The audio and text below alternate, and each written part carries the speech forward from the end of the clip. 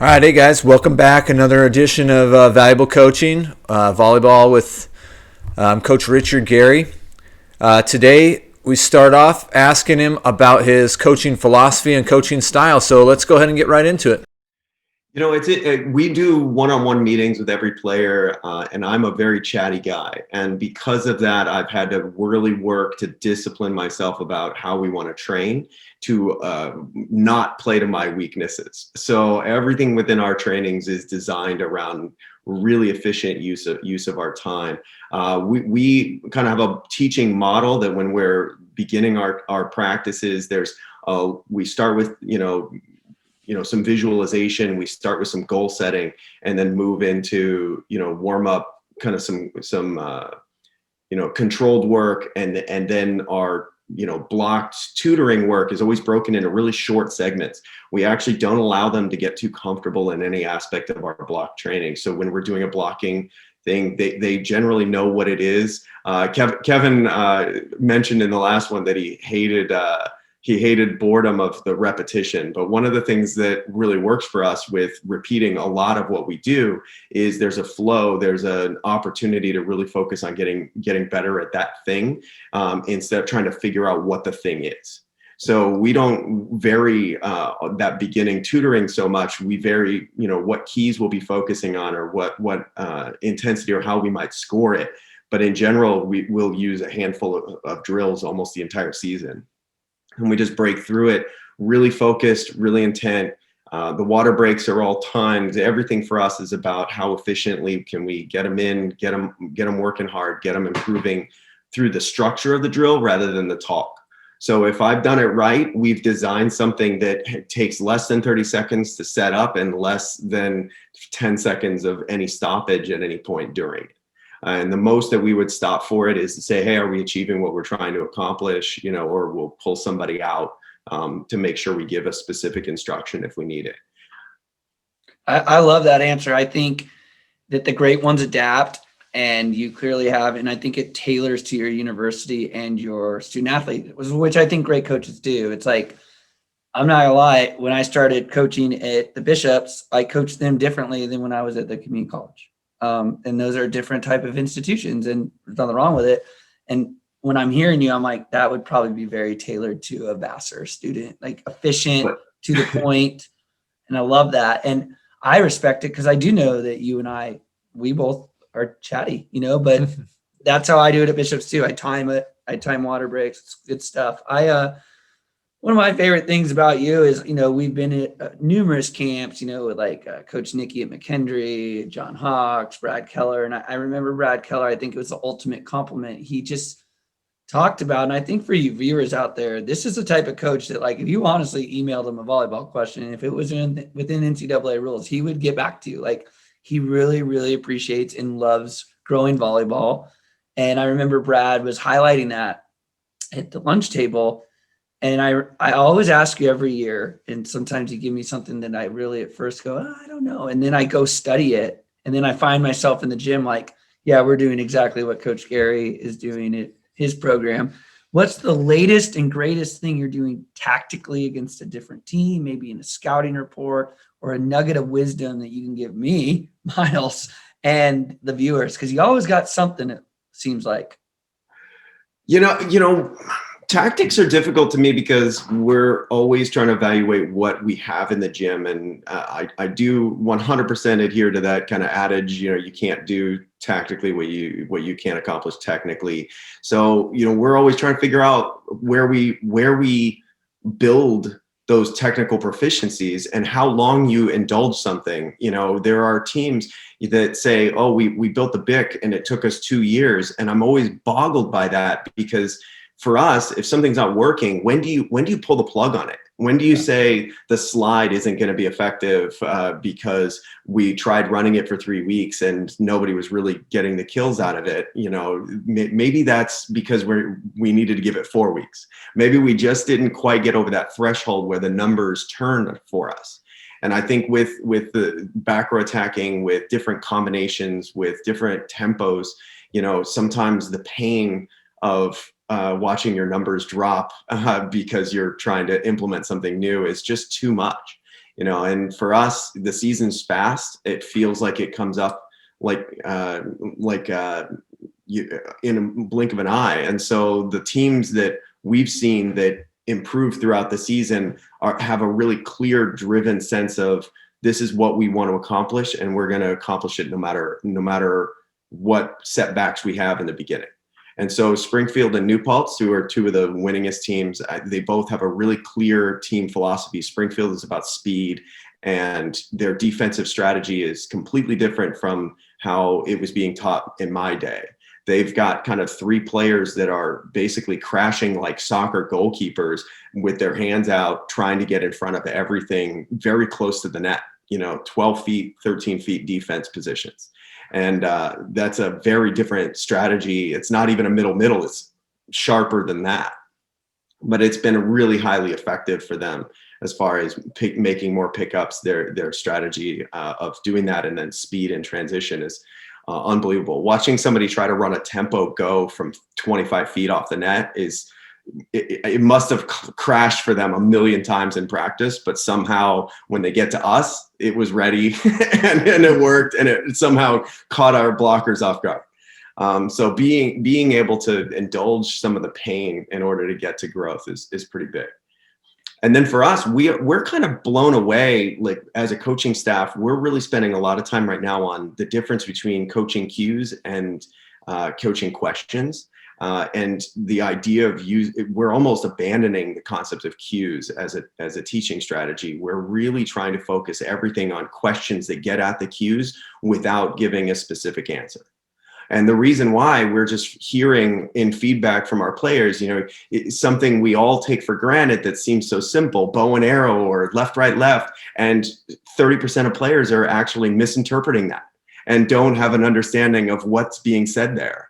And so the imperfection of language and how ineffective it can be in teaching something to somebody. You say bow and arrow, and one person drops their elbow all the way down. Another person's never seen a bow and arrow, and so, the language that we're choosing isn't always as effective. So then we've got to figure out and craft questions that get them to an answer implicitly instead of explicitly telling them. Yeah. So that's been our big kick right now. We're breaking down our language and really trying to go into the gym with very few cues and very many questions. Cool.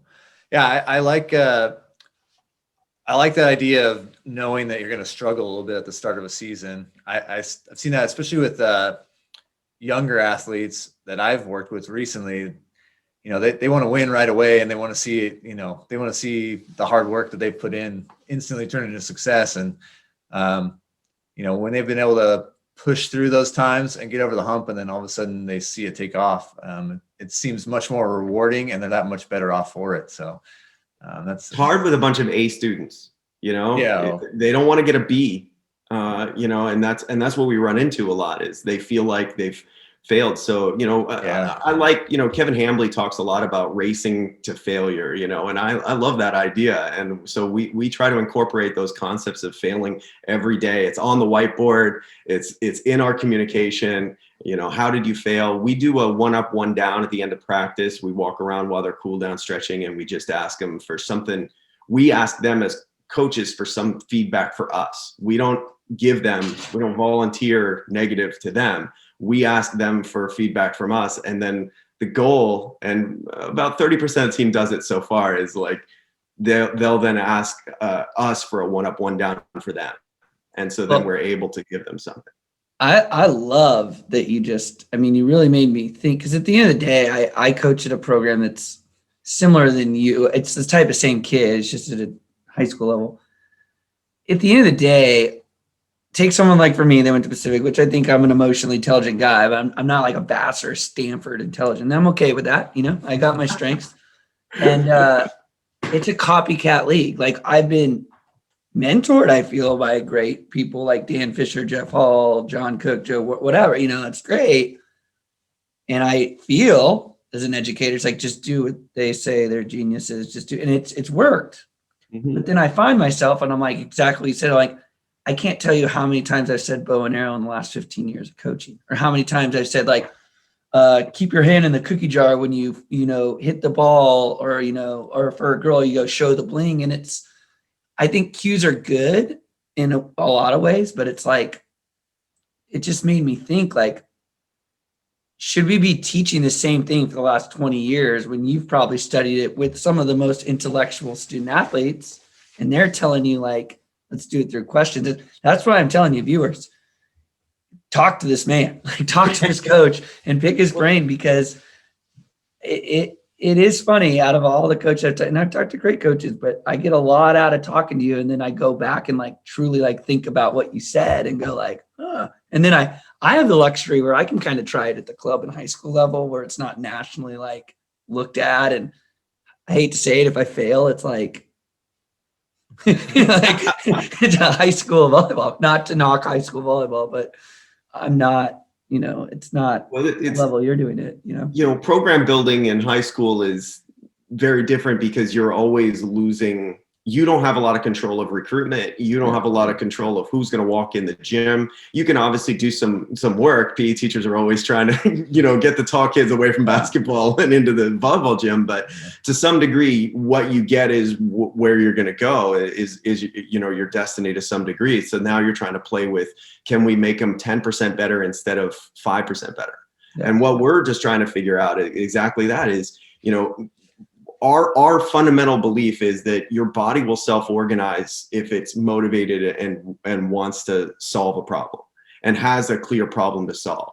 So when we're talking about, it's kind of the difference between, you tell a middle to take a big step versus put a pad out and have them jumping over the pad. They kind of learn how to organize their body in those situations by jumping over the pad, instead of having somebody actually tell them something. And how many times are we telling them things and they're not doing it? And it might be about comprehension. It might be about language. It might be about how their body interprets what we're trying to tell them. So we're trying to find ways around that, and ways that maybe the information we're giving them can be stickier and can hold on for longer. There's some really mind-boggling research, though, that shows that some of the work that you can do that feels really good on day 1 of practice, by day 20 has not developed them as much as the work that feels pretty bad every day. And it's just about how if you've really feel like you grasp something and you've done something in a really confined, fixed way, that the lack of struggle keeps it from getting into your retention, into your long-term training. And so you could do something and feel great for 20 days straight, and I'll do something that feels very uncomfortable for 20 days straight, and I think my players will be marginally better. So that's what we're trying to figure out. No shortcuts. Don't let them feel good. It kind of stinks, because you really want your players to feel good, so they have to buy in. And that's been what our one-on-one meetings are all about, is really talking to them about it. Yeah, that's a good point. I mean, I think, again, I look at it sometimes as a scope of younger athletes, maybe middle school, or even my boys are in elementary school. And yeah, too often coaches, I think, are just trying to make it fun. And I mean, we want it to be fun, but there are times where it's like, you got to give them a little bit of a challenge. And, in the moment, they might not like it, but when they go to that next game and they do it and it works, they're going to be so much happier and so much better off. So I think that's a great, way to look at it. And it's great that you're exploring it and trying to figure out what's going to work best. So no one wants to play chess with a 10-year-old, because you're going to win every time. That's not the point. You want to be challenged. You're going to get better at chess playing against someone better.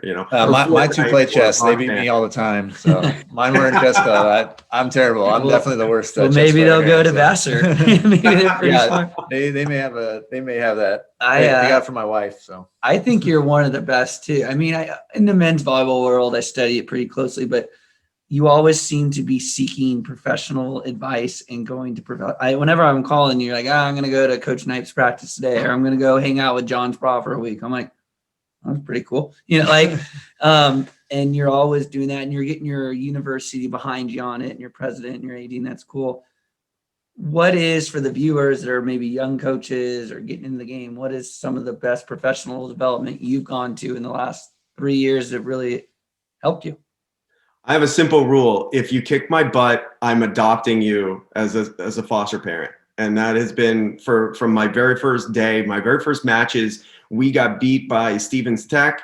I called up the coach and said, I'm coming to your camp. I don't care if you pay me. I want to work with you. I want to pick your brain. And then, Clarkson, same thing. Every school that has beaten us, I am trying to pick their brain. Sullivan at Springfield is really good at turning that around. And somehow I end up telling him more of what I'm doing than he's telling me of what he's doing. But I've still gotten some great nuggets out of him. I just believe in trying to find those people who are doing it the way that you want to do it or doing it better, and find ways of adapting their model to fit your coaching. Obviously I can't go into the national team gym and take what Sparad does and bring it into our gym, but there's little pieces here and there that apply. There's practices, there's communication styles, and there's conversations to be had. I mean, the beauty for me is, I have four I have four coaches in our staff, and one of my assistants isn't in practice. She was head coach for the team for 5 years and has assistant coached the team for 15 years, and then had a 5-year gap. And I brought her in just to be my conversation person. She watches practice video. She's got a job that doesn't allow her to be at practice live. So everything for her is about being a complete outside observer, saying, well, what about this? Why are you doing that? What's going on here? And just bugging me and making me question my assumptions. Mm-hmm. So it's a fantastic resource. Yeah, that's really smart. And I know that's one thing I'm always trying to tell my student athletes is, it may not work exactly for you the way that John Sprout does it at his practices, but there's certainly things you can pull from. And that's one thing I'm always trying to do, and I'm trying to pass it along, is that, again, not every self-help book you read or every person you listen to, every podcast you listen to, you're going to be able to instantly take that information and use it. But you can take little nuggets and make them work for you so that you can improve and your team can improve. So that's awesome. This has been really good. Yeah, I really appreciate you, Coach. I mean, I've already learned a lot from you over these years when we worked at camps, and I'm pulling for you, and thank you so much. And I really do appreciate, you're right. Like, naturally we went to our Pacific Tigers, who have had a wealth of knowledge and experience at this game of volleyball, but it's cool to pull from the East Coast and a place like Vassar. And we appreciate that you got on. I know, it's midnight your time, and you're grinding and you're talking. I'm going to use that to explain any answer that I gave that was a little weird. So, well, thank you so much. I'm excited for what you guys are doing, and I want to keep introducing you to. I know a dozen coaches who would love to give some feedback. They're all coaches that I want to steal stuff from, so I'd love for them to get interviewed by you. Okay. All right. Cool. To me, that's my favorite thing. I learn, even in talking in these, I learn how to articulate. I think you told me, do you want some answers or questions so that we can tell you what we're going to ask? And I was like, no, I'm not going to pre-think my answers. I'm going to discover as we go and see if I learn something in it, and if I learn how to articulate some element of what we're trying to do a little bit better, because it's a constant process to try to get better. So I really appreciate you guys giving me the opportunity to do that. Love it. Of course. Yeah. We'll definitely be in touch, and we'd love to get some more contacts and love to talk to you again more about maybe First Point and some of the other ways that men's volleyball is growing. So, yeah, it's exciting. It's exciting. So anything that I can do for you guys, please don't hesitate. All right. Thanks. Thank you so much. Hey, keep doing what you're doing. Thanks a lot. Hey, so that was a great interview. I feel like I say this every week. We've been very blessed so far to have some great coaches on here. But Coach Richard Gary really brought up some great stuff there, especially toward the end. I appreciate him thanking us for what we're doing, but we're trying to grow, just like he said he's trying to grow and continue to find new ways to do things. And so we want to continue that, and we definitely want to keep finding coaches that we can talk to, and we got some good new stuff coming up next week, and so we look forward to bringing that to you. But anyways, another big thank you to Coach Gary, and a good luck to Vassar whenever they can get the chance to get back on the court. But look forward to hearing great things from their program when they start playing again. Again, you guys can listen to us on Spotify as well as watch us on YouTube. and follow our Instagram at Valuable Coaching. And we're also on Facebook at Valuable Coaching. So anyways, check us out, and thank you guys so much for listening. Hey, if you're looking for some great clothing, new logo, you need a great combination, go to onestoneapparel.com, onestoneapparel.com. They made us this awesome logo that fit better onto a great polo shirt, hoodie, and they got all kinds of different materials that you can choose from. So again, check them out, onestoneapparel.com. Email Dave at onestoneapparel.com. Let him know Valuable Coaching sent you. Hey guys, if you're looking for a cool new volleyball out there, check out Holo Gear. It's holographic balls, and they got also holographic clothing. It's really cool. If you take a look here, you can see, looks black and then it kind of glows in the dark. Very awesome gear. Check them out. Use our coupon code ValuableCoachIn. That's ValuableCoachIn, and get 15% off.